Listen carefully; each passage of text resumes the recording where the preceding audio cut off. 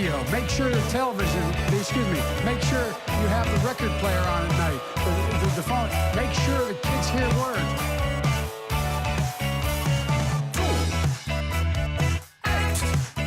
Like a fool.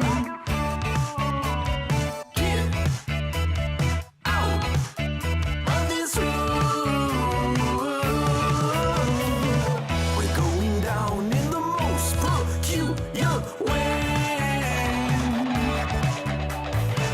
We're going down in the most peculiar way. Don't act like a fool. That's correct. Get out of this room. Correct. I don't care what they say, it's not like you. I don't care what they say, I'm not like you. Don't act like a fool. Get out of this room.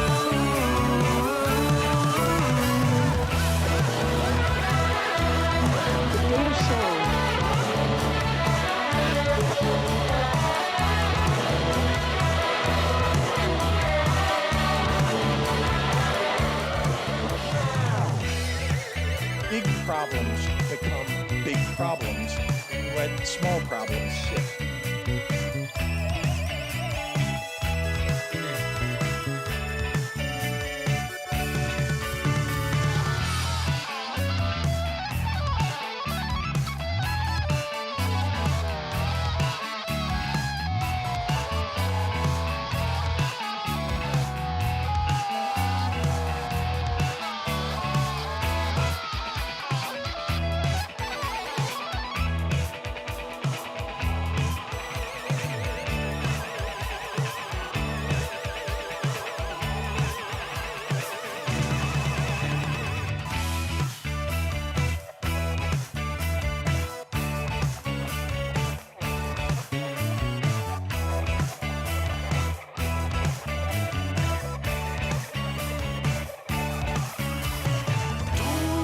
Don't act like a fool.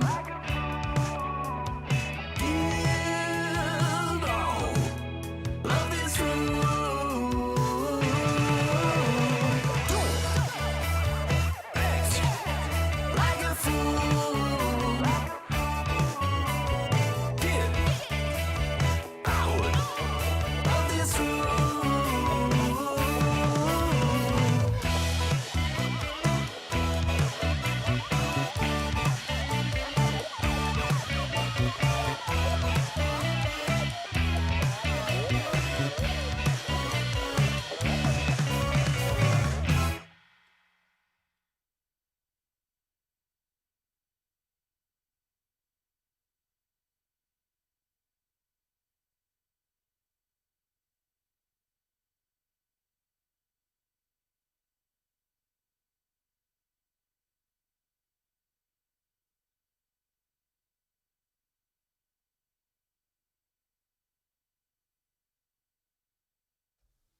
Hey everybody, how's it going? Hang tight, Ben's washing his hands. When he's done with that, we'll get the show going.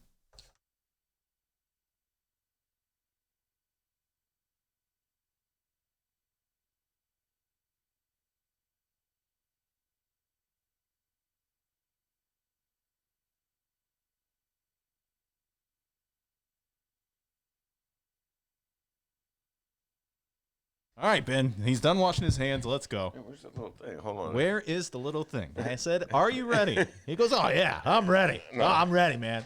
Here check- we are. Where's the little thing? Headphones, man. You don't have headphones? Here. Headphones are overrated. Although when you do those things like... Do wait. those things. Audio drops. You're embarrassing us. Here, hold on. All right, everybody. Gotta wipe them down, man. How's it going? Your Ben Joravsky show for Tuesday, March 31st is just moments away. But before we get into that, we got to thank the following unions for jumping on board and sponsoring this podcast. Unions like the International Association of Machinists and Aerospace Workers, Local 126 and District 8. The International Brotherhood of Electrical Workers, Local 9 are sponsors, as well as the International Union of Operating Engineers, Local 150. Isn't that right, Robert Muller? That's correct. And, of course, today's Ben Joravsky Show is brought to you by our dear friends at the Chicago Federation of Labor. Benny J, first off, how you feeling? Feeling pretty good. Yep, pretty good. That's Okay. my Larry David imitation. All right, good. That's your update, everybody. Now give us a song of the day. Like a fool. You did that last week. We need a new song. You know what? I've been listening to a lot of Aretha Franklin the last couple of days, so I'm going to sing Aretha. Each morning I wake up, hey, before I put on my makeup. A lot of people are, wait, Ben, isn't that a Dionne Warwick song? Yes, but it was also recorded by Aretha Franklin. There you go. Say a little prayer for you, D, huh? There you go. The Ben Joravsky Show starts now.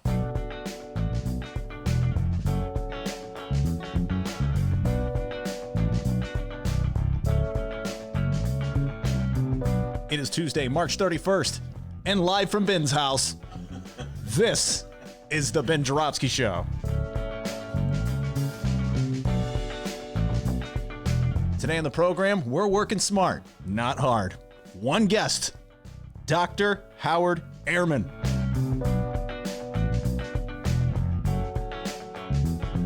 And now your host, Chicago Reader columnist, Ben Joravsky. Hello, everybody. Ben Joravsky here. We're calling this Crazy Tuesday, and here's why. Because the world's crazy, everybody. But wait, before I get into the crazy, first things first, as I always do on a Tuesday. Great week. You have a good weekend, D? No. Okay. Well, at least he's honest about it. Very boring. Let's see. What did I... I spent a lot of time. I know you don't like me talking about sports, D. Allow me this leeway just to say this. Bob Dylan on Thursday night released a new song, and a lot of you younger listeners are like, oh, Bob Dylan, oh my God, isn't that old guy? No. Millennials love Bob Dylan. Is that real? Oh, yeah. I've told you that before on the show. I did not know that.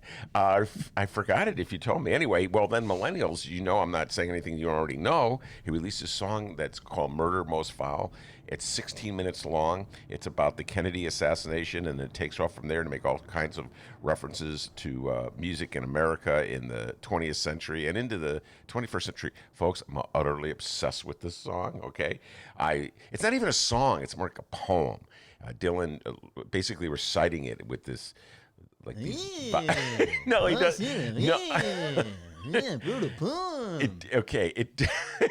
It's not okay. That's Dylan, quote unquote, singing, and it's not a bad. Roses are red, violets are blue. Yeah, it's not really like that. It's more like roses red, violets blue. Down in Dallas, someone was shot. That's kind of how it goes. That didn't rhyme. No, I couldn't think of a rhyme with Dallas. Down in Dallas, Debbie was dead. Get it? Debbie does Dallas. Oh, See, my that's the God. kind of thing Dylan will do. He stitches together all these different names and phrases, and you're left wondering, is there a connection to it? Is there a greater meaning to it all? Or is he just messing with our minds? And I spent a lot of time listening to it, and then I got reading the lyrics, and then, of course, I called one of my dearest friends in the world, one of the biggest Dylan geeks there is. Yes, I'm speaking of Mick Dumke, and we decided we're going to do a bonus show on this, D. We're going to get together. Poor Dennis is going to have to listen to this. Two Dylan freaks geeking out. But I bet you a lot of people want to check that out because Mick has a whole bunch of theories about the song, which are really interesting. Actually, there's a political song because it gets into Dylan's theory as to who was behind the assassination of John F. Kennedy and how it is sort of let loose on the world, all the insanity that exists to this very day, all the poisons and toxins that we're dealing with to this very day. So anyway, did that. And then, speaking of crazy, I saw episode 1 of Tiger King. Which, by the way, in my struggle for dyslexia, I'm always battling to call it not King Tiger, which is, you know me, D. You've been dealing with me for a long time, fighting that dyslexia every day of my life. But anyway, Tiger King. Folks, this is the Netflix show. It's the number one show. Run, on don't walk? run, don't walk. Yes, I struggle with that one. No walk, don't run. I'm saying, is that your suggestion? I thought you were saying that's one of my dyslexia No. moments. Folks, I'm hesitant to recommend it. It's one of these shows where I'm embarrassed by how much I like it and intend to watch the whole thing. But do I recommend that other people spend their time doing it? Listen, it doesn't really matter because it's the #1 watch show in America, and the timing of it was absolutely perfect. It's about a bunch of lunatics in the South, and they are crazy. Okay, so that fits in with the theme. They are crazy. They're people who have this mad love for big cats, tigers, and lions. And one puts a hit on the other, and well, let's just say they're all insane. As is really anybody that would like keep a big cat as a pet. Right? Just throwing that out there. So anyway, yes. Do I recommend it for the people? Well, like I said, the timing of this show is perfect. It shows absolutely insane people who are fearless about showing their insanity to the cameras. So it's like, do you want more insanity? I'll give you more insanity. And the camera's like, yeah, bring it, baby. At the very time the show gets unleashed, at the very time that America is stuck at home and has nothing to do. And I know, I'll watch someone who's crazy and I'll find that mildly entertaining. And it is kind of in a weird way. So anyway, yes, if you want to be entertained, if you have a lot of time in your hand, which is most of you, check it out. I'll say this about the people in Tiger King, crazy people that they are. They aren't really hurting anybody except themselves and maybe the tigers that they keep in their cages. But then there are these other crazies that exist in the world in the age of the coronavirus. Let's start with the good Reverend Rodney Howard Brown. You've been following him, D? He is... Oh, yeah. He's the Reverend down in Florida. Yes, okay. He insisted on holding a Sunday service, and he packed his church so that the good people of his church could spread the disease. There you go. That's a really nice Christian thing to do. He says he has a constitutionally protected First Amendment right to hold his services, and so he is going to hold his services, and the joint was packed. Here's a quote from him. I know that they're trying to beat me up for having the church operational, but we are not a non-essential service. Suddenly we are demonized because we believe that God heals and that the Lord sets people free, and they make us out to be some kook. Yes, you are kook. You are kooky, and anybody who's in that church with you is kooky. Let's be honest. This is not about your First Amendment protected right to practice your religion. You're free. Take a shot, everybody. The brown line. There it goes. You know what? And by the way, I was Mary Wisniewski. We dropped that that interview this weekend, D. And yeah, shout out to the live stream audience. It seems like you guys are catching up here on the Benny J bonus interviews. Brianna weighed in. She said she's caught up on some of our previous ones, like Scott Duff. And KMA Barry said he enjoyed our interview with Joe Cowley. Yeah, thank you for saying that. Dennis allowed me to do that as a bonus interview. Joe Cowley. Ben, all right, I'll let you do that one interview. But it was a blast for me. Joe Cowley, the Sun-Times beat writer for the Bulls, who took the deep dive on the Bulls. It was a joy to think about it. And he was the one who said that, Gar Forman, the general manager, is gone, long gone, scouting in Siberia. Anyway, I'm on a tangent. Mary Wisniewski, who came on the show as a bonus interview, what was it, Monday? Yesterday we dropped that one, right, D? She, of course, is the Tribune's public transportation writer, and Dennis and I, or mainly me, I'll throw myself under the bus. I've been making finally for once. Have been making jokes about how the Brown line is empty, and so why are we even running them? And then Mary Wisniewski pointed out that they keep them running in the case that people who are essentially needed for their jobs have to get to work, like healthcare people who work in stores, people who drive the buses, etc. So, and you know what? I was like, that made perfect sense. So I apologize for all those stupid jokes I made, and I will not make any more stupid Brown line is empty jokes. Thank you, Mary Wisniewski. I'll be listening. If I hear a Brown line joke. Anyway, so where was it? Oh, yeah, this crazy reverend down in Florida feels he has a First Amendment protected right to practice religion. Yes, you do. You could also practice that religion while we're in the midst of this pandemic on the internet. How about that? No, you don't have to endanger everybody's life to practice your religion. You can practice your religion on the internet. Everybody else is making accommodations. I have a First Amendment protected right to do my show back at the Sun-Times and pack the room with all our guests, right, D? But we're not doing that because we respect the dangers that this pandemic have for all of us. So this nutcase down in Florida thinks he's greater than a disease, thinks his cause is greater than the health and the well-being of the people in Florida. And he claims that he's backed by God in this, but just in case, D, he's got himself a good lawyer. Yeah, the article in the New York Times quotes his lawyer. Here we go. The problem with this administrative order is it was not reviewed by constitutional experts or vetted by a deliberative body. How about that? He's going through the order that says the pastor cannot have his Sunday service because it's endangering health, and he's like picking it apart, looking for all like the little flaws in the order that make it constitutionally it's unconstitutional now. So it's just so funny. He's like, the guy, you figure like if he felt that his cause was so great, was given to him by God alone, why would he hire a lawyer to get him out of go to jail? You know, if you're going to be if you're going to take one for your cause, if you're going to be a martyr for your cause, go to jail. Why hire a lawyer, to go to court and just look for all the little, little details that get you out, all little technicalities that get you out, huh? How about that? And by the way, as nutty as he is, as nutty as the Reverend Rodney Howard Brown is for holding a packed service on Sunday in the middle of this coronavirus epidemic, which could turn all of his or some of his parishioners into carriers of the disease. I don't even think he's the craziest person in the state of Florida. That honor probably goes to the governor of the state of Florida, Governor Ron DeSantis, who won't close down the state, won't issue the same sort of statewide stay-at-home order that we have here in Illinois, that they have in New York and many other states. Essentially, he's divided Florida into two districts, the Democratic district in the southeast and the rest of the state. It's like he thinks that this is only a disease that attacks Democrats. That's this kind of notion that many of Trump and his supporters has spread, that like this is not really a disease, or it's like the Chinese virus, or it's something that's in New York, or something that's in Illinois maybe, that it doesn't really affect them, that they're stronger than the virus. It's a form of insanity, no doubt about it. Anyway, Ron DeSantis is now outraged at people flying into the state of Florida from New York and New Jersey, again, Democratic states with Democratic governors, and Louisiana. Now, you think of Louisiana as a red state, but they do have a Democratic governor.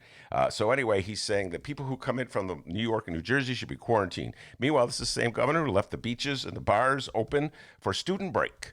So that thousands of students could flock to the state of Florida, cavort on the beaches, have fun, get drunk, give each other the virus, and then head out to the other states to spread the virus.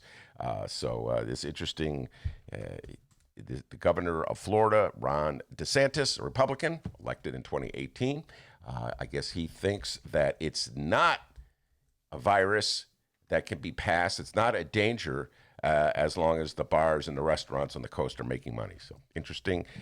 Governor of Florida, Ron DeSantis, I think he is the craziest person in the state of Florida, but I don't know if he's crazier than Reverend Jerry Falwell Jr., who opened up Liberty University for spring break. More craziness I read about over the weekend. Thousands, I think close to 2,000 students came in, and several of them have come down with COVID-19. And now they don't know how many have been dispersed, gone back to their homes to spread the disease, to be carriers of the disease. Reverend Jerry Falwell, here comes the brown line again, D. Reverend Jerry Falwell. Reverend Jerry Falwell. And a toke. It's a twofer. Apparently, Reverend Jerry Falwell sort of bought into the Trump notion that the whole thing was a hoax made up by concocted by the Democrats and the news media to undermine President Trump and give folks a reason not to vote for him. So he was going to show that he had total disdain for all the orders and the opinions of the scientists and the doctors of the world. He's going to call the students of his university back to the Virginia campus, endangering absolutely everybody. And perhaps the craziest person of them all is the man who's in charge of it all, President Donald John Trump. Had a lot of time over this weekend, D, to watch Donald Trump in action and to see how he's handling these responsibilities as President of the United States during this crisis. I have to say this. I think Donald Trump is starting to enjoy this moment a little bit. Yes, I'm starting to think, D, that our president of the United States gets some kind of perverse pleasure out of watching other politicians beg.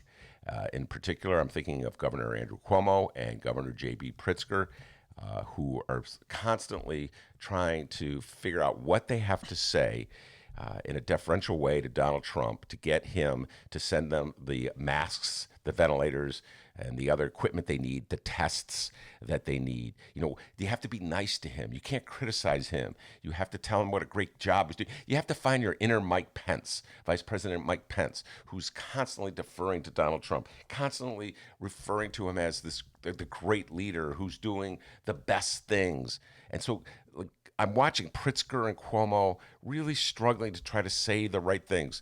And it doesn't really work, because we still don't have the masks and equipment that we need, but it seems to pump up Donald Trump. And what is he doing? He's turning around. He's already making a commercial. I don't know if you saw this, D. He's making a campaign commercial, getting ready. The rest of us may be hunkered down, but Donald Trump's thinking November, and his operatives are thinking of getting reelected. The only person on the planet who is thinking about November. Well, actually, I'm thinking about it all the time. I just got into a little bit of a tiff, if you will, no pun intended. Oh, I see. That's good. With some of my Joe Biden friends. As you know, I was critical of Joe Biden last week, and I'm still mildly critical of him. At least he's talking, but I was really upset with him when he went underground, disappeared after the primaries of the 17th, went silent for, I think it was 6 or 7 days, 6 days maybe, I can't remember. And I was like, where the hell is Joe Biden? We need his voice. And I wrote about this, and outraged Biden bros, and they're a whole category of humanity, D, Biden bros. They claim that the Bernie bros are so sensitive. I guess we're just saying that again now. What? Bernie bros. Well, that's what they claim. I'm putting it in quotes. Okay, please. So they say that Bernie supporters, but then they call them Bernie bros when they say this, are so sensitive. But Biden bros, good God, you can't say anything without crying. Anyway, they wrote in to say, Ben, it would be unseemly of Joe Biden to raise political concerns during this pandemic, because we should all be one as a country, and swing voters in Wisconsin and Michigan would be really offended, and so it would work against them. They're so worried about swing voters, my friends of the Biden persuasion. Anyway, I just want to tell you guys, while you're counseling Joe Biden to lay low and not be tough on Donald Trump's already making commercials. Okay? And by the way, every day I get 20 appeals from the Tea Party, Donald Trump Jr., Mitch McConnell, Newt Gingrich. I'm on their mailing list, just to let you know. And each one of these appeals attacks the Democrats for being crazy, attacks the Democrats for being radical, attacks the Democrats for not doing enough to help in the pandemic. Just want you to know this, Biden bros out there, that while you're counseling Joe Biden to lay low, be mellow, be cool, don't get political, Donald Trump's making a commercial in which he uses the voices of Cuomo and Pritzker to his advantage to make it seem like he's the great leader, when in fact they're trying to figure out what they have to do to get this lunatic in charge to give them the equipment, the masks, the ventilators, the tests that they need to keep people from dying in their states. So it's not like they really love him. It's like it's a form of extortion. And this, final point, final bit of craziness, got to give Michelle Goldberg credit. New York Times, she is a columnist for the New York Times, more of like a Elizabeth Warren Can you show all those listeners that newspaper, please? Yeah, here we go. Get a look at that. Look at that. Get Real newspaper, folks. By the way, one thing I've been doing is obsessively reading the New York Times online and the Sun Times online and the Tribune online. Oh, what a millennial. I know. It took a pandemic to Wow. turn me into... Back in the day, as everybody knows, I was on the regular 24-hour cycle. And now I'm slowly making my way into the 21st century. And I'm like, because I'm at home, man. There's no basketball for me to watch, D. Okay? So I'm at home. What would the Bulls' record be right now? Oh, they'd be in the middle of a 20-game winning streak. Things would have turned all right, around. all right. Things would have turned around. Zach Attack would have teamed up with Kobe White. I'd be doing bits like this. Well, Chicago, jump aboard the bandwagon. It's time for everyone to get excited.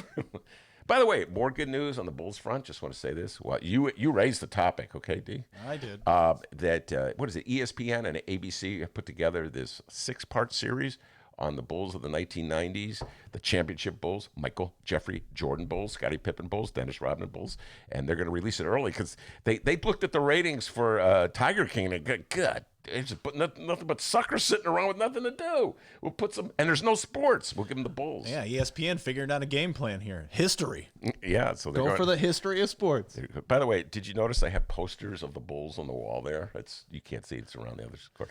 Anyway, Michelle Goldberg, Trump wants states to do him a favor, and here's how she begins the column. Last December, during a congressional hearing on impeachment, the Stanford law professor Pamela Karlan tried to explain the gravity of Donald Trump's Ukraine quid pro quo by making a domestic analogy. Members of Congress, she said, should imagine living in a state, quote, prone to devastating hurricanes and flooding. What would they think, she asked, if their governor requested a meeting with the president to talk about the assistance? And he replied, I would like you to do us a favor. Well, that hypothetical, ladies and gentlemen, is happening right now. If you are the governor of New York, Andrew Cuomo, if you're the governor of Illinois, J.B. Pritzker, and you ask Donald Trump to use his powers to send your state the masks and tests that desperately needed, Donald Trump says, beg, boy, grovel, say nice things about me, then you'll get your mask. And it turns out that you can grovel all you want. Story in the Sun-Times today. It was kind of buried. Hey, I thought this should be the headline, first page, huge front page story. Pritzker says Fed sent Illinois hundreds of thousands of wrong face masks. So here's J.B. Pritzker begging Trump, telling Trump what a great guy he's doing, getting used by Trump in his commercials, and they still send him the wrong face masks. Folks, I think you all agree with me when I say this. You could not have found a worse person to be in charge during this crisis than the person you have chosen, Donald John Trump. We got a great show today, everybody. You are keeping it short today, huh, D? Yes, Howard sir. Ehrman, we're going to do Work smart, not hard, But is my theory in all this, all right? We're going to be dropping bonuses throughout the week of people that we interview after the regular show. And Howard Ehrman will be here, Dr. Howard Ehrman, and he is fired up to talk about the coronavirus. But before we do that, the young man from Alton, the man they call the doctor, Dr. D with the news. Hey, everybody, how's it going? Take a toke. That was the brown line. All right, we have Wait, some... aren't you going to say I'm not a doctor? Not a doctor. We have some Chicago and or Illinois news regarding the COVID-19 crisis happening in our country at the moment, and we're going to talk about it. But before we do any of this, and boy, we can't stress this enough, Ben and I would like to speak with all of you listening one-on-one for a moment. Live streamers, downloaders, please listen up. Both Ben Joravsky and myself, Dr. D, producer Dennis, we just want to say, please, please, please do not rely on us for the latest COVID-19 updates, all right? There are way better sources for that. That's correct. If you are relying on us for up-to-date news, you are so far behind, and I feel very sorry for you. That's like Joe Rogan. Remember Joe Rogan when he was quote unquote apologizing for some of the stupid things he said down through the years? Remember that one, D? Yeah. This is like another political universe ago.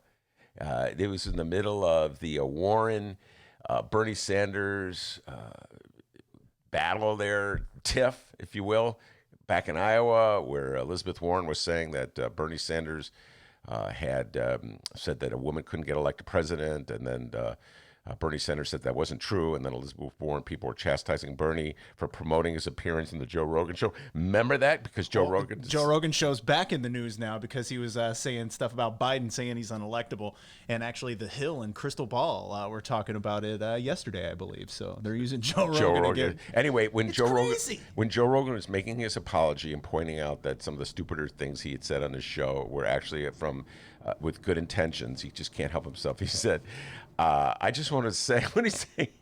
I can't, Dennis won't let me swear, but Rogan swears all the time, but he goes, I'm just a beeping moron. I wouldn't get my...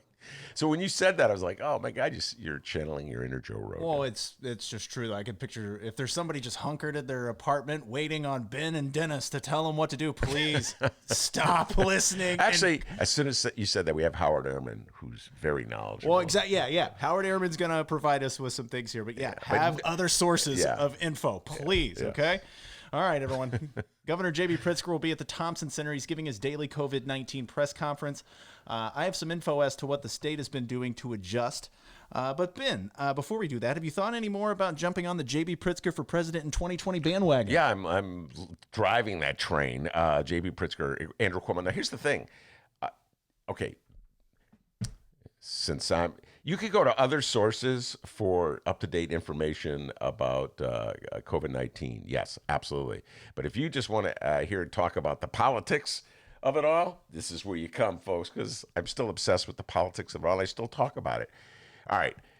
Since Joe Biden got out such a terrible start to dealing with the COVID-19 scare, and since he disappeared, and then when he reemerged, some of the things he said were absolutely incomprehensible, not giving me a lot of faith in his ability to lead. And since it's pretty obvious that the Democrats don't agree with me, D, and they're choosing Biden over Bernie, and I'm a good sport about it, all right? You know, I don't always win. I usually lose. So I've been saying, all right, Joe Biden, you're our leader. And he's done nothing to inspire me to think that he could be a great leader. I disagree with Rogan that he can't get elected. We could talk about that all day, but I'm not really inspired that he could be a great leader. I disagree. I'm inspired. Reassess the recommended period for keeping businesses shut and people at home. Are you at all concerned, as Trump said, that we cannot let the cure be worse than the problem itself? We have to take care of the cure. That will make the problem worse no matter what. That doesn't inspire you. That does not inspire you. Speak for yourself, sir. I love that one. I used that in a reader column. I had a little fun. I just wrote a column about this, folks. You know, calling on all my friends of the Biden bro persuasion to help me out, understand what their leader was saying there. You know, they get very defensive. You go, Ben, he stumbles a little bit. Okay, you're not perfect. Okay, Ben, the people like him. Okay, then they always you're not running for president, Ben. Yeah, I know. I'm not running for president. Number one, and number two. Then they always turn into a personal thing. Well, you're just mad because your guy lost. Okay, God. My guys always lose, okay? You know, I don't walk around permanently mad. I always vote for the Democrat. I can't think, Barack Obama, 2008. That was the last time I voted for a Democrat, I think, that won in a primary. So I always lose. It's like, there's nothing new. You guys act like, oh, Ben, you know, you're just mean to Biden because he beat Bernie. No. I'm upset because my fellow Democrats are set to nominate a guy who on the outside looks perfectly incapable of dealing with the crisis he's about to be handed. I will say this, even in his most demented-like state, Joe Biden is far superior to Donald John Trump to running the country. So I make that concession. Of course, the bar is awfully low with Donald John Trump. So I make that key concession. And then there's the Tracy Bain theory. Tracy came on the show, what was it, last Thursday, D? We were talking about this, and she said... Friday. Wow, damn, you're good. God damn, you're good. Watch your language. I said, God dang. God dang, you're hard on a guy. We got Joe Rogan, the most popular podcaster in America. He's always dropping the F-bomb. Yeah, we're not the most popular podcast in America. Hate to break it to you. Oh, yeah, you're right, as I look out the window of my attic.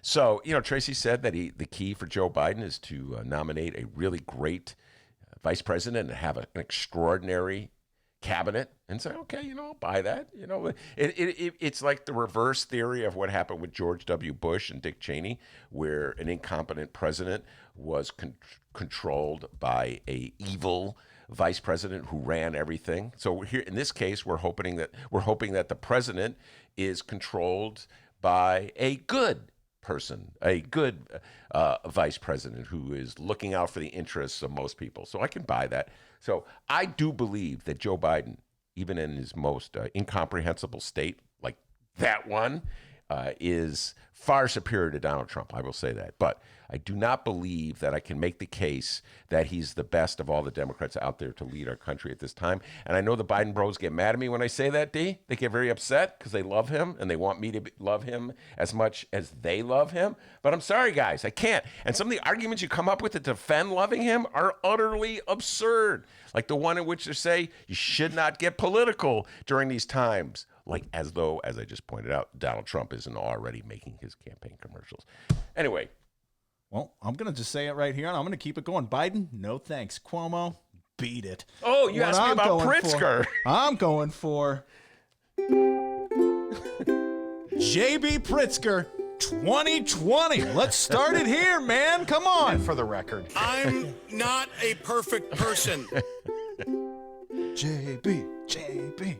Once all this is said and done, let Stratton take over and run for President Pritzker. President Pritzker. President Pritzker. It's Yeah. hard to say. No, it's fun to say. President Pritzker. All right. That's so funny, D, because we were not actually on the Pritzker bandwagon when he was running for governor. Just want to point that out. Remember that? Oh, yeah. I got to stick with my downstaters, man. Downstater running for governor? I'm voting for him. Bobby Sorry. D. All right. The following comes from the Illinois Political Bulldogs over at Illinois Politico and one Shia Campos. Illinois lawmakers are looking ahead at how the state will manage the financial fallout of the disease despite the money from the feds. Legislators are in virtual discussions about if and how they can meet to continue what would be a bare bones, streamlined legislative session that is already weeks delayed as it approaches its May 31st wrap-up date. House Speaker Michael Madigan, hey, we haven't talked about old Double M since all of this. MJM. Yeah, we haven't talked about him. Madigan told his Democratic caucus, quote, "There is no way to predict when the House will return for session." This is according to Steve Brown. Wonder what he's up to. Oh, Stevie B. We should bring him on the show. Steve Brown, big Cardinal fan, by the way. We haven't had him on the show In since a he got long time. fired. I don't think we've had him on the actual podcast, right? You got fired? Yeah, I think you're right. I don't think he's been on. You're right. Because back in the glory days when we were at the studio of the podcast, we always wanted people to be in studio. And Steve was like, well, I'm really busy. I'll stop by when I can, blah, blah, blah, etc. Because he's downstate, D. He doesn't live in Chicago. Oh, well, we got to get Steve Brown back. Yeah. Lawmakers also have questions about the $5 billion coming to Illinois from the federal emergency stimulus package. 60% of that money is going to the state and 40% to the largest local governments. In Illinois, that means Chicago and Cook and the Collar counties. The state will have to determine how to parcel monies for communities with less than 500,000 residents. Lawmakers are also trying to figure out what strings are attached to the federal funds signed into law last week and whether that money can be used only to reimburse costs directly related to the pandemic or if a portion can replace lost revenue. Yeah, there's a lot of complications. There's somebody I know whose name I will not mention is applying for the loan that the government is giving to small businesses who are shuttered. And just, it's not like, there's forms you have to fill out, D. It's not quite clear exactly how much you're going to get. You see the bold headlines about all these programs that the feds are going to be providing, and then once you take that deep dive and you start filling out the paperwork, you realize it's a little more complicated than you think. So it's no different, I'm sure, than the state trying to get that money. And it's the state government. And the politicking in Springfield seems so insignificant, as you were pointing out, as we're sitting up here in the attic watching the Brown line pass, an empty Brown line, I might add. Oh, but just pointing that out, not making a joke about it. It just seems so insignificant. If Michael Joseph Madigan was considered such a powerhouse that was like ruining the state of Illinois in the minds of Rauner and the Chicago Tribune. Remember those days, D? Mm-hmm. And now it seems as though he's just like an afterthought. Like when you mentioned his name, we hadn't talked about Michael Madigan in forever. I hadn't heard his name. It was funny. I'm sure he loves that, by the way. Yeah, he's behind the scenes. Don't talk about me. Yeah, wheeling and dealing. They'll have to figure out a way to have a virtual legislative session because we're in lockdown. I'm trying to think. Yeah, May 31st. Good God, that'll be interesting. Everybody on their little Zooms. On their Zooms.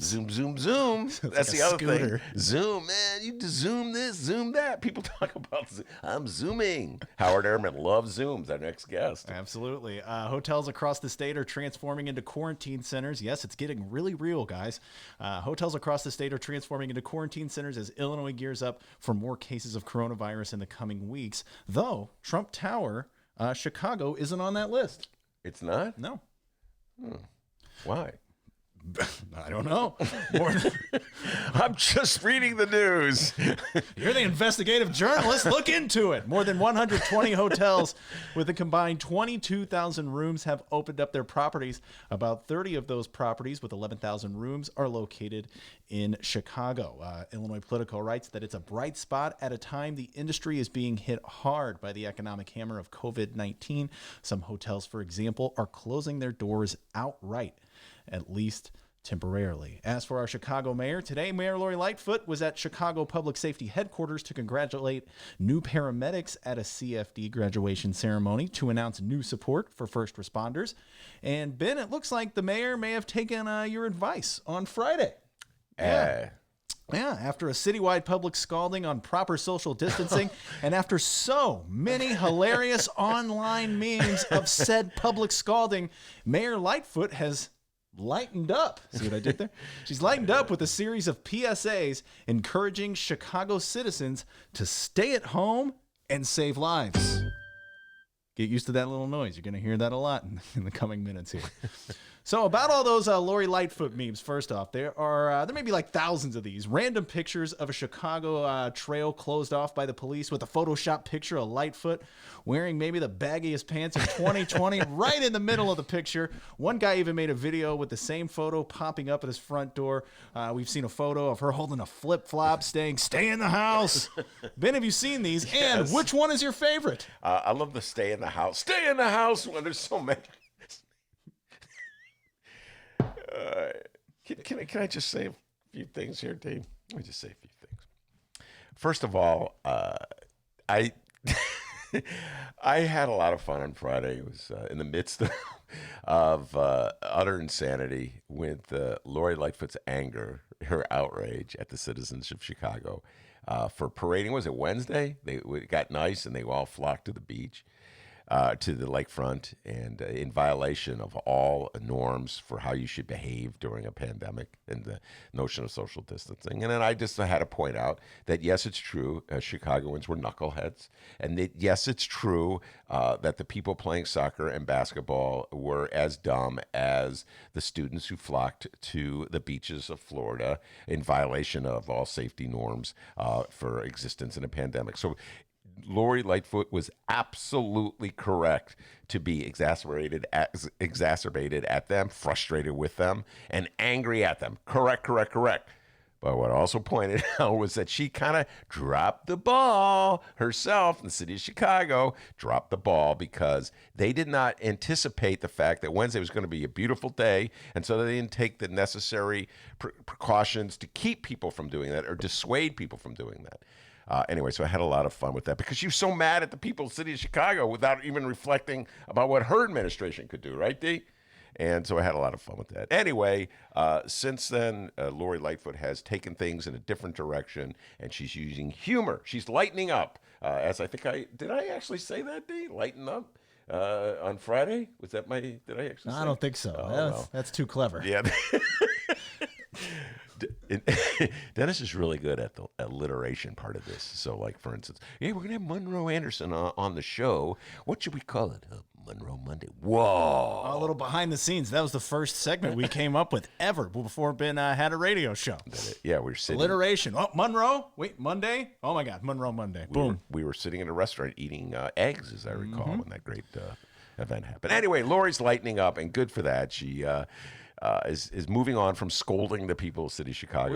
Which is good. During her daily COVID-19 press conference, Lightfoot was asked her thoughts, and it was awkward when she was asked about the memes, but to my surprise, she's taking the memes very well. Here is Laurie Lightfoot's response. We've been having fun with it, my wife and my daughter and I.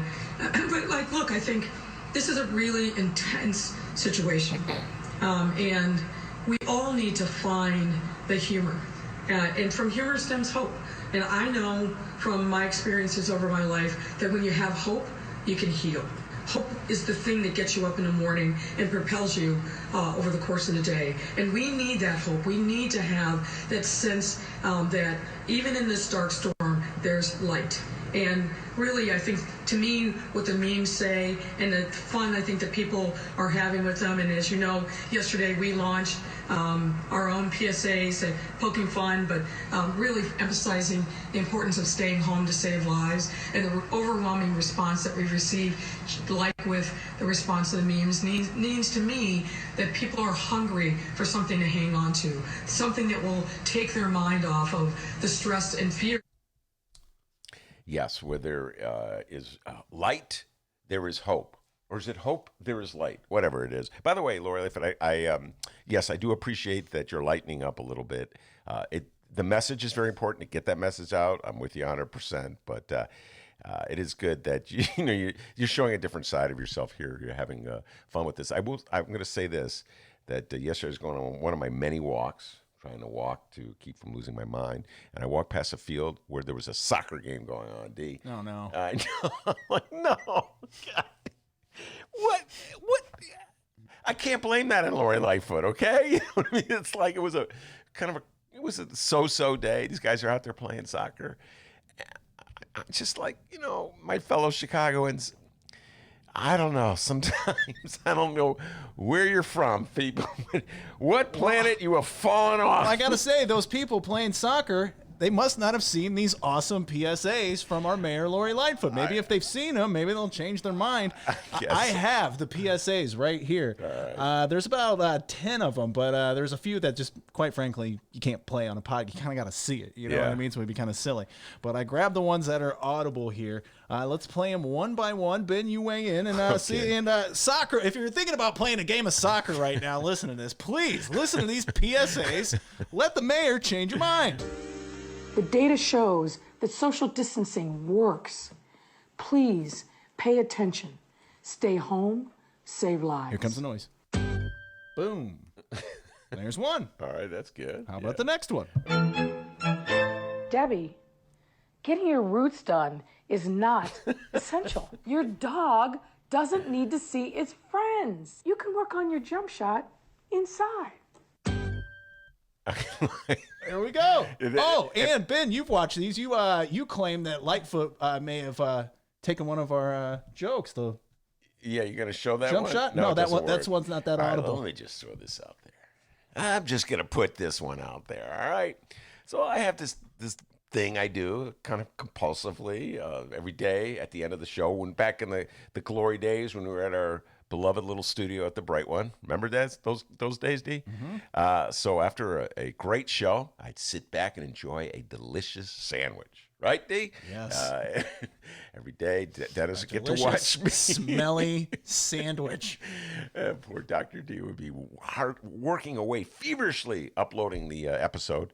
And I'd be eating my sandwich and going, oh, man, it's just good. And usually the last guest, you notice those glory days, they would stay on, D. They would hang around, and that's where the real stuff got. Oh, my goodness, folks. The stuff that people say off mic.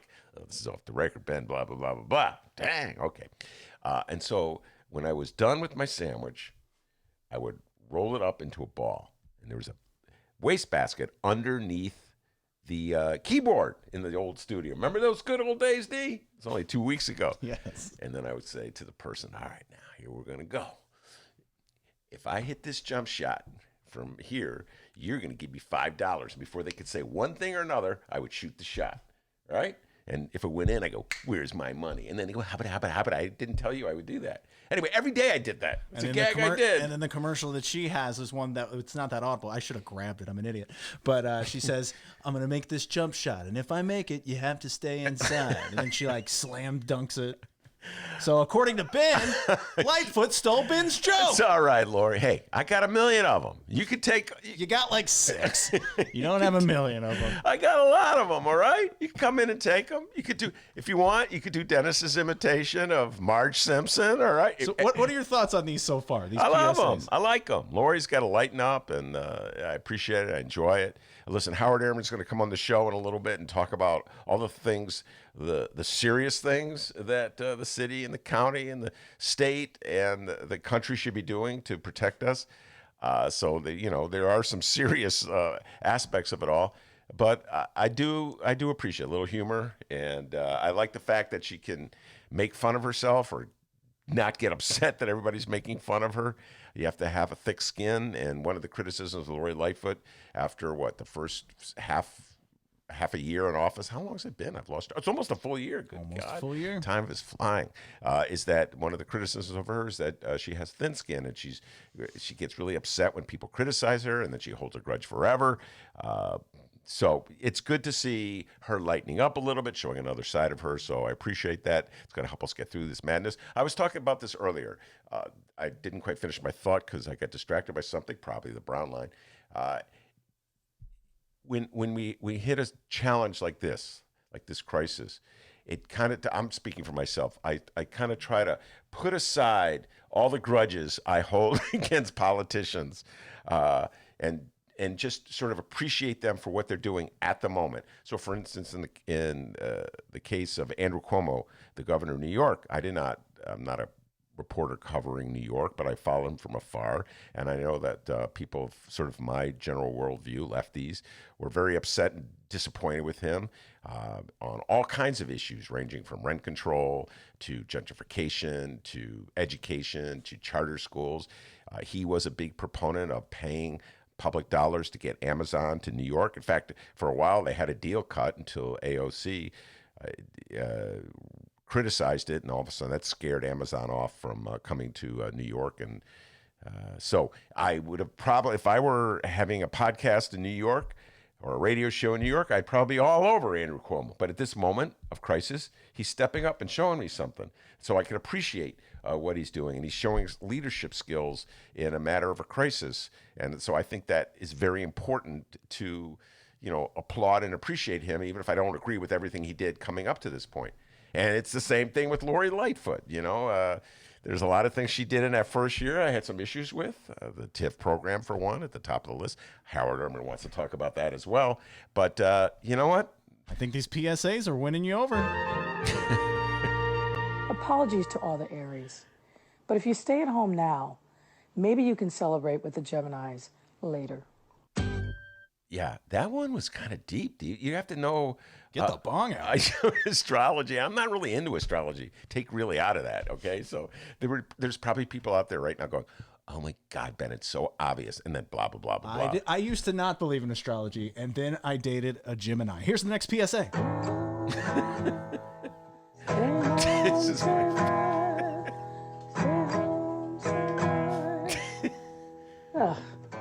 Just stay home. Save lives. Yes, a commercial with her playing guitar poorly and singing poorly. I think she copied off us again. Oh, there you go. Thank you for finally recognizing. Now that one I'm suspicious of.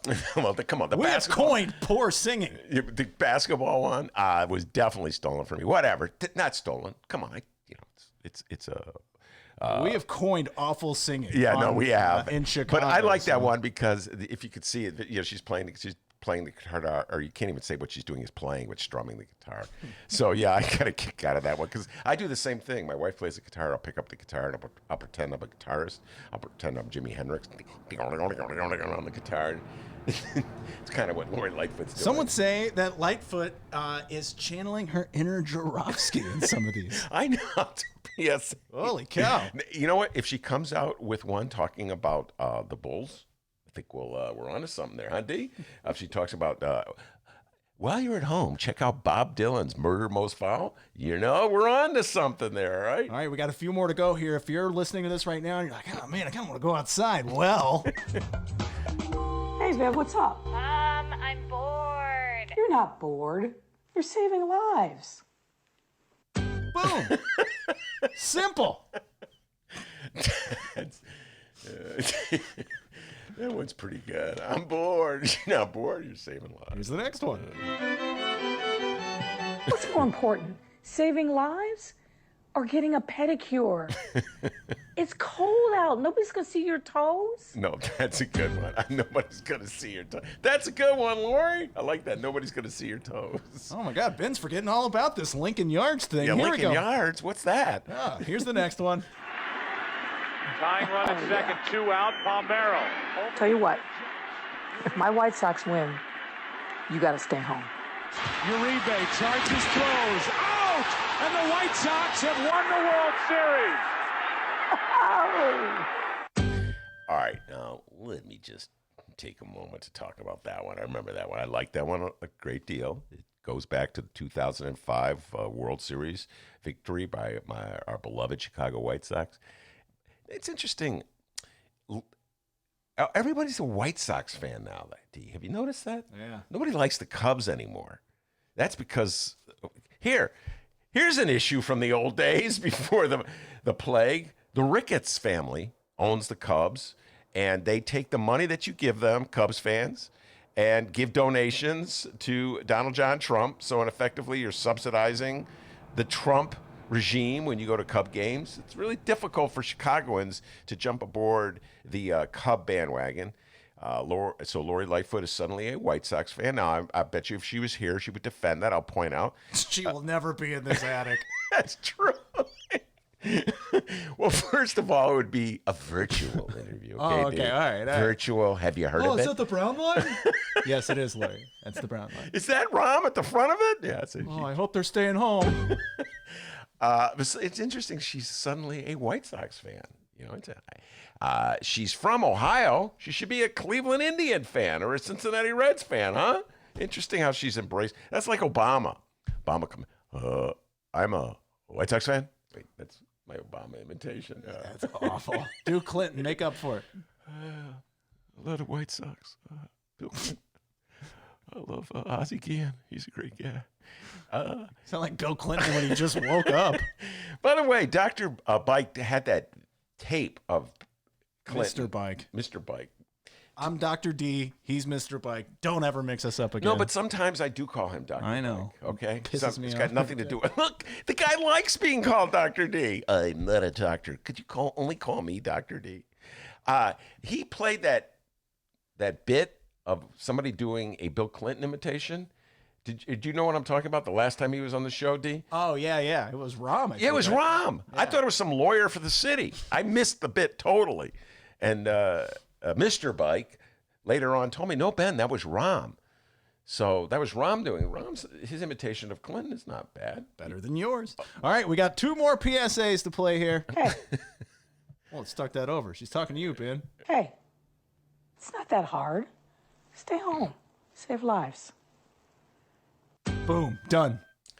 Yeah, that was not bad. But can I just go back to the White Sox thing for a moment? Just No, for it's a moment? over. Next one. I just want to say this. It's like, I'm not sure that Laurie Lightfoot really is a White Sox fan, and I'll let it go with that. Oh, my God. Well, now she's never coming up to the attic. The truth is, 40,000 hospitalizations will break our healthcare system. Stay home, save lives. That's a good one right there. Just getting that point across. Yep, that's a very good one. That's leadership there, folks. Just getting that point across. Well, I don't know if it's great leadership, but she's getting the point across. All right, if you haven't saw those, go check them out on Facebook. That's where I saw them, on Facebook. I haven't really seen them anywhere else. They're pretty funny. There's a few of them where she's like baking and then she writes "Stay home." Obviously, we couldn't play that on a podcast. I mean, like, it's just music. And the infamous basketball one. You go watch this and you see if she is kind of taking a Benny J joke here. That, according to Ben, she is. You watch it. You be the judge. Go check those out. Well, I'll tell you what. Had she done the little twist we have, where the piano, the electric piano, is Matumbo blocking the shot, then we know, right, D? Because that was one of the little twists we would add. Matumbo trying to block my shot. Hang tight, non-sports fans. So much more Ben Joravsky Show coming up. In fact, we're going to be talking with our good friend. We've become real good friends with Dr. Howard Ehrman in the last few weeks here. He's going to be giving us a COVID-19 update. So stick around here. It's the Ben Joravsky Show, live from Ben's attic. And hey, remember, stay home. Save lives.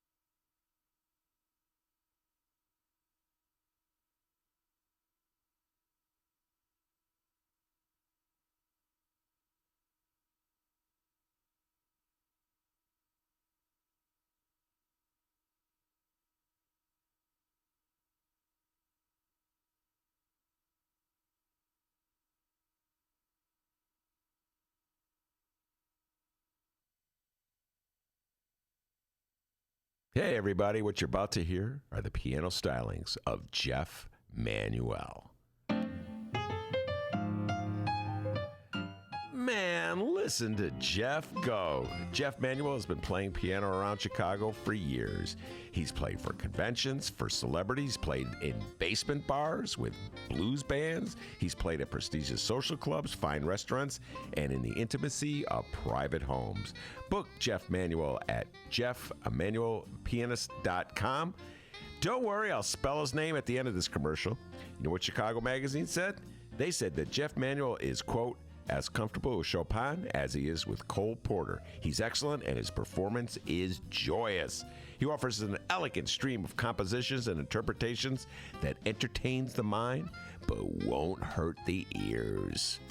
To hear more of Jeff Manuel's work and to book Jeff for your next event, go to jeffmanuelpianist.com. I'm going to spell it out for you, people. J-E-F-F. M as in Mary, A, N as in Nancy, UELPIANIST.com.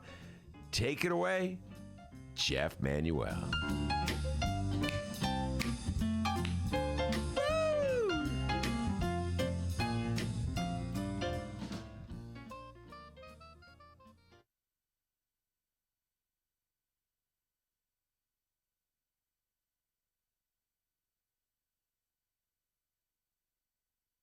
All right, as we wait for Dr. Howard Ehrman to come on the program, remember, everybody, if you're bored, and good chance you are, make sure to check out all the Joravsky shows that we've done. You know, we do weekend bonuses. It turns out we've been doing this for a year, and we have quite an archive of programs here. So we highly suggest you go download those and check them out at both Chicago Sun-Times and Chicago Reader websites and wherever else you download your favorite podcasts. Been talked with the Chicago Sun-Times Bulls writer Joe Cowley over the weekend. We also talked with our good friend Neil Muhammad. There's always interviews that we're doing on both Chicago Sun-Times and Chicago Reader websites and wherever else you download your favorite podcasts. Like I said here, I'm waiting for Dr. Howard Ehrman for that.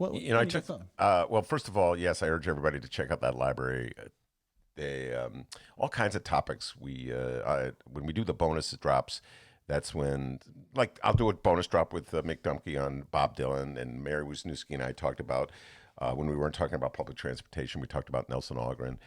So yeah, a kind of eclectic thing going on the weekends. What we sort of break away from the normal news, the news that's dominating the headlines. But I took the opportunity during the break, Dee, to read Joe Rogan's comments about Joe Biden. I had missed that, and you alerted me to that. And his thoughts are that the Democrats got to be serious if they want to win the election in November, because, as he put it, Donald Trump will eat Joe Biden alive. And what he points to is the fact that Joe Biden is so many times is incomprehensible and says things that make no sense. And that's the evidence he uses that Donald Trump will pound Joe Biden. I have a lot of issues with Joe Biden being the nominee of the Democratic Party if the Democrats want to win. And I just wrote about it in the Reader. I talk about it on the show all the time, and I got all these Biden bros upset at me because I do that. So I have a lot of issues with it. And so many Democrats have the wrong attitude. They're like, Ben, shut up and fall in line. Joe Biden will be fine. That's what they tell me. So it's like wishful thinking. But I'm not sure that his inability to complete a sentence will doom him. Donald Trump, half the time, is talking, I don't know what he is talking about, D. He is as incompetent. We just don't play as many Donald Trump bits as we do with Joe Biden. But Donald Trump had this one riff over the weekend where he was making it up as he went along, was my guess, having to do with face masks and it's being locked up in warehouses somewhere in New York City, and it wasn't his fault. And I had no idea what he was talking about. I'm sure most people in America had no idea what he's talking about. And there's a certain way that prominent politicians get away with being incomprehensible, because if people like them, they tend to suspend their doubts about them, and they go, well, they listen to them babble on about something that makes no sense, and they say, well, you know, I like him, so I get what he's saying, and we're not all perfect, and he's a good guy. I like him. So I think that Biden will be the beneficiary of that for his true believers. I'm not so certain that will be what undercuts him. What undercuts him in my mind is his timidity in attacking the Republicans and Donald Trump in particular, and the fact that he doesn't really stand for anything. So if you don't stand for something, what are you voting for? I guess the argument is, well, you're voting against Donald Trump. And I've never been convinced that in itself is enough. So when you put on top of that he says some really whacked out weirdo things, like Joe Rogan is pointing out, that may be the kiss of death. But anyway, Joe Rogan, you're on to something. I like the fact that you are calling on the Democrats to be vigilant about the candidate they are embracing, even though he has so many flaws. Is Howard Ehrman there, D? I believe we have Dr. Howard Ehrman. Dr. Howard Ehrman, are you there? Oh, yeah, I see you right there. Good afternoon, everyone. Uh-oh, we're having a little trouble hearing you. One more time. Don't say uh-oh. Is that better? Say something, Dr. Ehrman. Can you hear me okay? Yeah, you sound a lot better. There you go. Yeah, you sound Hello, I'm here. Hello, can you hear us? Yes, you can hear us. I can hear you very well. All right, very good. And this will all be edited out for the podcast. Probably not. Yeah. So can you see me in the camera? Dr. Ehrman was like critiquing me. No, I see that, D. But Dr. Ehrman was critiquing me. He said, but the last time I was on the show, I was not visible to the camera. So can you see me okay now? You're looking great, Ben. You're looking really good. Thank you, sir. I appreciate that. So far, I am surviving. All right. This will be your third appearance on the show, giving us updates on what we should be doing, what we are doing, and the future in the age of the coronavirus pandemic. So take it away, Dr. Ehrman. What's the first thing on your mind? Well, I think everybody by now has heard that on Sunday, White House Corona Task Force member Dr. Anthony Fauci, director of the National Institute of Allergy and Infectious Disease, since 1984, said the U.S. could record 100,000 to 200 deaths and millions of infections from COVID-19 coronavirus. Mm-hmm. So the question before all of us as individuals trying to protect our families, our friends, our coworkers, is what can we do to decrease those deaths? And one highlight I'd love for our people in Chicago to really think about is that a couple of days ago, the new hospital built inside the Javits Convention Center in New York City, which has a capacity of up to 3,000 beds, was constructed by the New York National Guard in 10 days. Yet, almost at exactly the same moment, in the Chicago Tribune and Sun-Times Sunday night, it says it's going to take 1 month for the U.S. Army Corps of Engineers to build the same type of hospital in McCormick Place. That's totally unacceptable. These hospitals are absolutely crucial. You probably know by now that New York is building hospitals in Central Park. And these hospitals are crucial because some of these hospitals can be built for having isolation rooms for people with COVID-19, but the main reason they're going to be used is to alleviate the existing hospitals. People who aren't as sick, people who aren't as contagious will be moved to these hospitals, or people who have other conditions other than COVID-19. So everybody should call the mayor.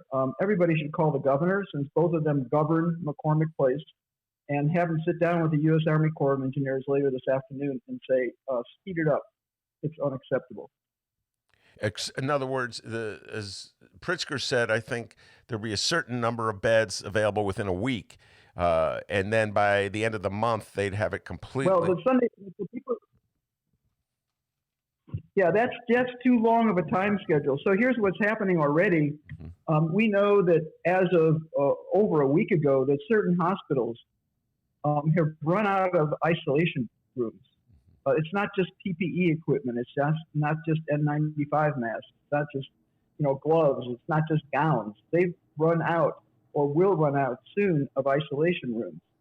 So what has to happen now is that certain patients who aren't as sick with other diseases need to be moved immediately into these temporary hospitals. So that includes McCormick Place. It includes the 3 hospitals that were closed in the Chicago region in the last year. All those places need to be retooled so that they can now handle other types of patients. Yeah, and as I was saying, that the Governor Pritzker announced the Lakefront Convention Center will have 500 beds available by week's end.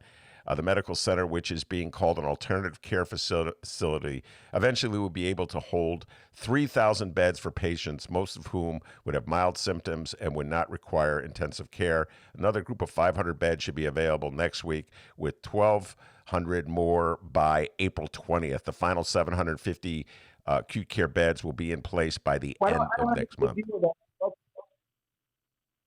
Yeah, that's too long of a timeline, and I hope the Governor Pritzker will renegotiate that, because we know that the curve is still going up.